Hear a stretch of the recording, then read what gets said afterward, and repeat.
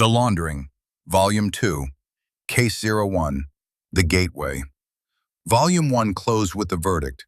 Volume 2 opens with the institutions that decide what is legible as legitimate. Where do we start? With CRA. The Canada Revenue Agency administers the legal category of registered charity under the Income Tax Act. The category, once granted, exempts the organization from income tax, permits it to issue donation receipts that reduce the donor's tax liability by up to roughly 50 cents on the dollar, and obliges it, minimally, to spend a small annual percentage of its investment assets on charitable activity. The category is the gateway. CRA is the gatekeeper. The asymmetry between the two sides of the gate is the architecture. And the asymmetry, the case documents. Between 2012 and 2018, CRA conducted a $13.4 million special audit program of 60 Canadian charities. The program began with environmental organizations critical of federal energy policy. It expanded to include anti-poverty, human rights, and development charities. None of the 60 audited charities was a large private or public foundation. Over the same period, Canadian private and public foundations grew their collective assets from approximately $50 billion to $135 billion. Tax-receipted dollars that foundations are required to disperse to charitable activity only at a rate of 3.5% per year. And the program ended? Wound down in 2018, following an Ontario Superior Court ruling in Canada Without Poverty versus Attorney General that the political activity restriction violated the Charter. The architecture, however, was not wound down. CRA does not, in any direct sense, decide what is true. It decides what is legitimate as charity. The two questions are not the same, and the asymmetry between large foundations and small advocacy charities is the architecture of Canadian philanthropy. Section 2, The Audits. 2012 to 2018. Who was audited? 60 Canadian charities. The program was announced in Budget 2012 with a $13.4 million appropriation for what CRA called the Political Activities Audit Program. The first wave targeted environmental organizations critical of the federal government's energy and pipeline policy. The David Suzuki Foundation, Tides Canada, Environmental Defence, the Pembina Institute. Subsequent waves expanded to international development charities critical of foreign policy positions, anti-poverty charities critical of social policy positions, and human rights charities. Who was not audited? Not the large private and public foundations, not the Aga Khan Foundation, not the Trudeau Foundation, not the MasterCard Foundation, not the C.D. Howe Institute or the Fraser Institute, not the Frontier Centre for Public Policy, not the Macdonald-Laurier Institute. The asymmetry was not between left and right. It was between operating charities engaging with the public and large foundations holding institutional capital. And the political activity test? The Income Tax Act, as it stood through 2018, restricted registered charities to spending no more than 10% of their resources on political activities. The activities had to be non-partisan and ancillary to the charity's charitable purpose. The audits routinely reclassified what the audited charities considered ordinary policy advocacy, research, public education, government relations, as political activity. Several charities lost their registration. Canada Without Poverty was the case that broke the program. The Ontario Superior Court in 2018 ruled the 10% cap violated the Charter's Section 2B protection of freedom of expression. The audit program was wound down. The architecture that produced it was not. Section 3. The Quota. The 3.5% rule. The disbursement quota is the rate at which a charitable foundation must spend its investment assets each year on charitable activity. For most of the post-1980 period, it was set at 3.5%. The 2022 federal budget increased the quota to 5% for assets above $1 million, with implementation phased through 2023. Even at 5%, the quota allows 95 cents of each charitable dollar to remain invested, accumulating, and under the donor family's continuing control.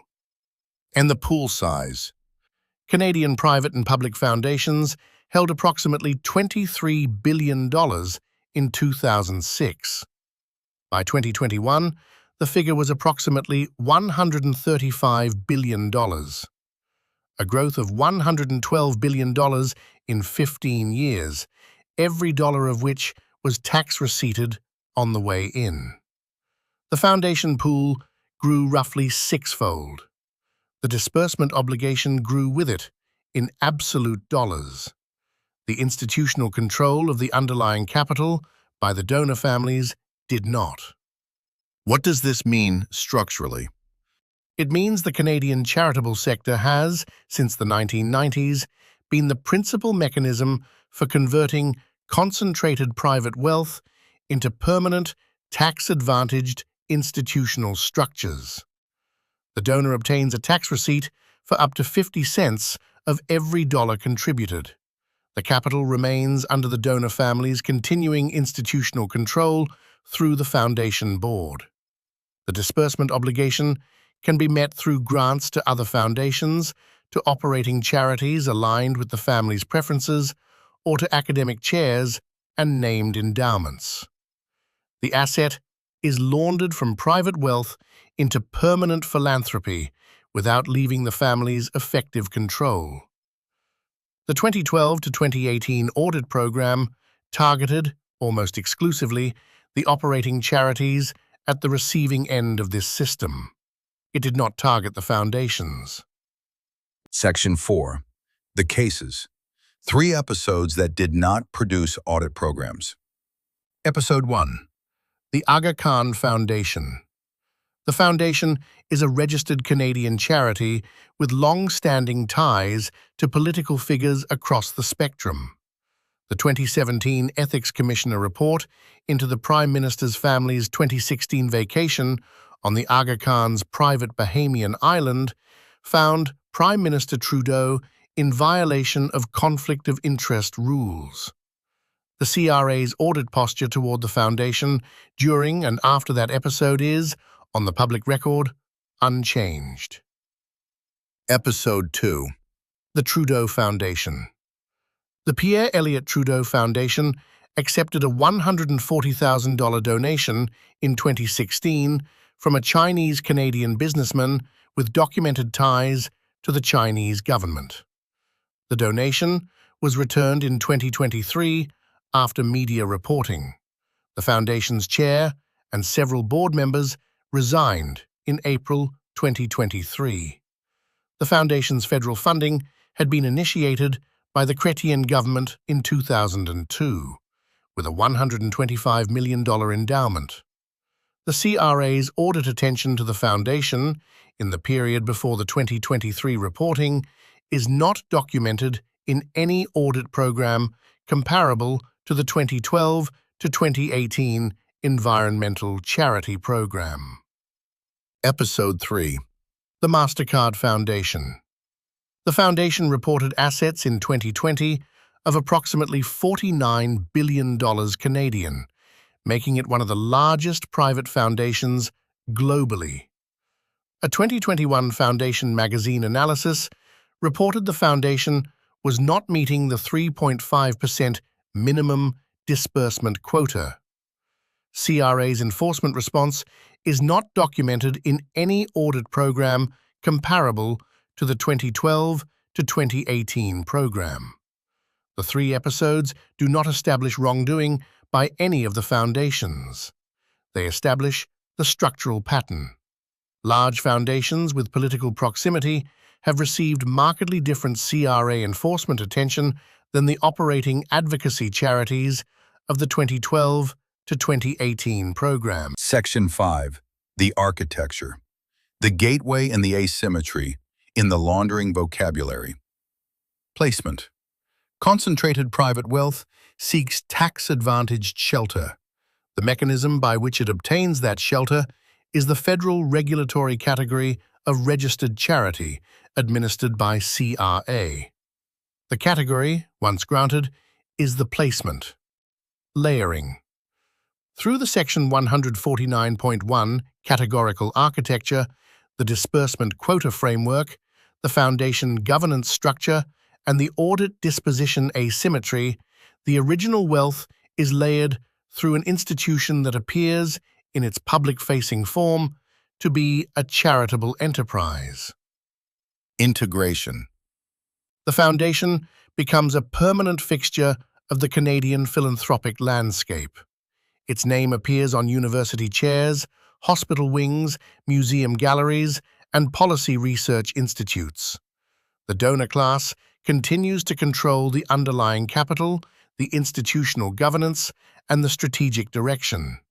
The integration is the absorption of the original wealth into the architecture of legitimacy, where it can no longer be examined as wealth, only as charity. The architecture of Canadian philanthropy is, by this reading, the architecture of laundering. CRA is the gateway. The asymmetry is what flows through it. Section 5.5. The gateway operated. The gateway, in the abstract, is a mechanism. We Charity is what it looks like fully built out. A registered charity carrying qualified donee status paired with a for-profit affiliate, Me to We, that shared its brand, its personnel, and its premises. The registered charity wrapper around a commercial operation, standing up in a single organization. Why the wrapper matters. The charitable wrapper is the laundering step. It made a standing financial relationship with the Prime Minister's household legible as speaking fees for a youth charity, rather than what it functionally was.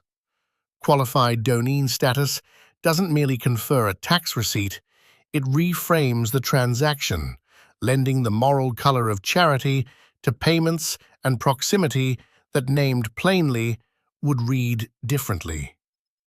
And where it's spent. What the gateway produces is cached elsewhere, at the cabinet table. The dated paper trail, the figures, the sole source contract, the ethics findings. Those live in Case 15, where we is the load-bearing exhibit. This case holds the structure.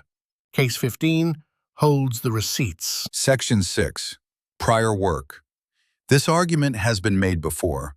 Mark Blumberg of Blumberg Siegel LLP, the principal sector practitioner, critic of the regulatory architecture, writing for CanadianCharityLaw.ca since the early 2000s. His commentary on the disbursement quota, the audit program, and the foundation versus operating charity asymmetry is the standing reference for any practitioner-level engagement with the substantive question. Sector journals. The Philanthropist Journal, the long-standing Canadian sector publication, which has covered the audit program, the political activity restriction, and the disbursement quota debate consistently since the 1980s. The Charity Report, founded by Gail Pico, investigative coverage of the sector, including the 2012 to 2018 audit program. Imagine Canada, the umbrella organization for the operating charity side of the sector, whose policy positions during the audit period documented the disposition asymmetry from inside the affected institutions. And on the Senate side, Senator Ratna Omidvar's office. The 2019 Special Senate Committee on the Charitable Sector Report, Catalyst for Change, documented the structural problems of the regulatory architecture with substantive recommendations. Bill S. 216, the Effective and Accountable Charities Act, was the subsequent legislative vehicle. The 2022 budget partially implemented its recommendations. Beyond Canada, Anand Giridharadas' Winners Take All on the Philanthropy as Laundering thesis at international scale, and Rob Reich's Just Giving on the philosophical critique of the foundation form. The Launderings Case 01 is a Canadian inflection of an argument that scholars, practitioners, and sector journalists have been making for years. Section 7. Close. What this case is and isn't.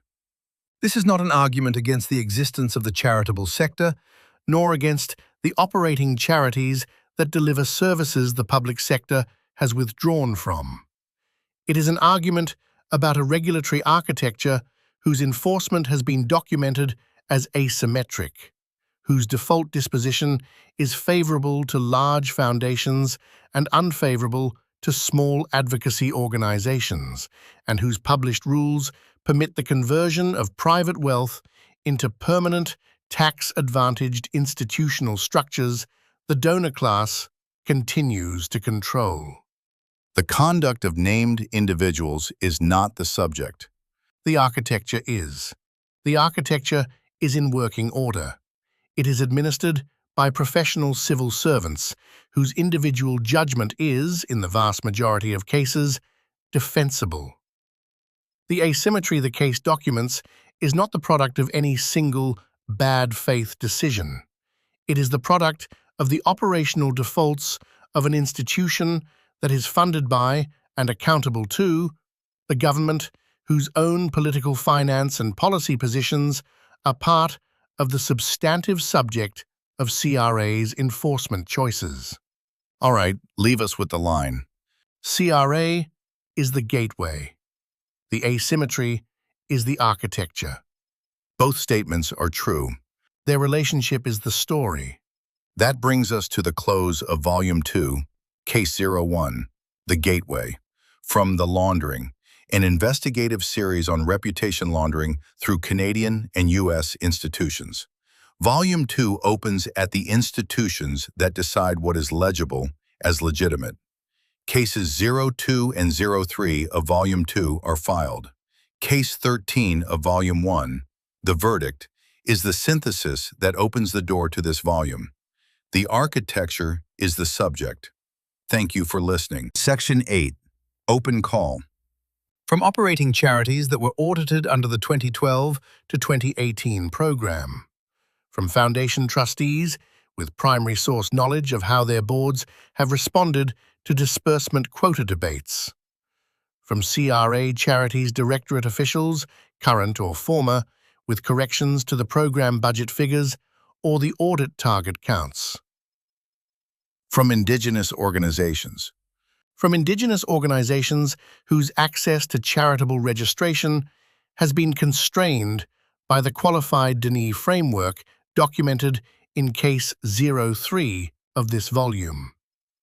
From sector practitioners, Mark Blumberg, Senator Omidvar's office, the Philanthropist Journal, the Charity Report, whose archives are the principal record of the period this case documents. Where corrections are warranted, they will be made and dated on the page. Where additions are warranted, they will be incorporated.